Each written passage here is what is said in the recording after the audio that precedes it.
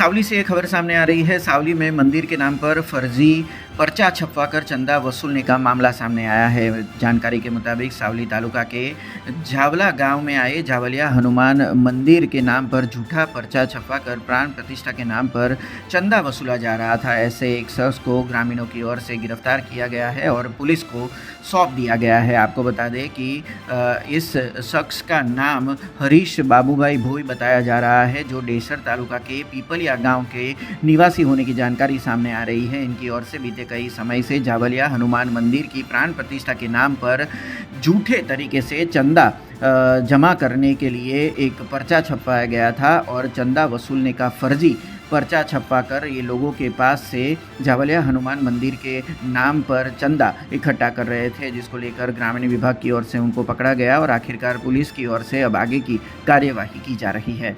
હનુમાન મંદિરના વહીવટદાર કે કોઈ પણને જણાવ્યા વગર આ હરીશભાઈએ 5000 નંગ પત્રિકાઓ છાપાવી તેમાં તેમને પોતાનું નામ પણ નથી લખ્યું અને મૂર્તિ 58 ફૂટની એક વિશાળ બનાવી અને તેને પ્રસ્થાપિત કરવાની અને દાન લેવા માટે એમનો નંબર લખ્યો છે।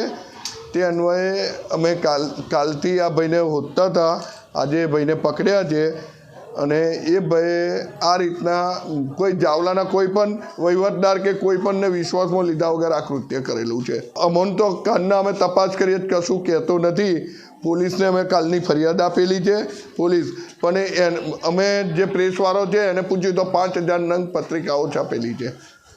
જાવલિયા હનુમાન મંદિરના નામની એક ખોટી પત્રિકા છપાવવામાં આવી છે, જેમાં 58 ફૂટ ઊંચું મૂર્તિને પ્રસ્થાપિત કરવાનું અને એમાં જાવલાના કોઈપણ વ્યક્તિનો કે દાન માટેનો કોઈપણ વસ્તુ જાવલા ગામના કોઈને ખબર નથી।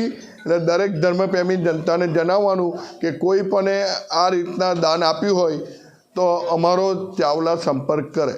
अब खबरों से लगातार अपडेट रहना हुआ आसान। BRG न्यूज आपके मोबाइल स्क्रीन पर।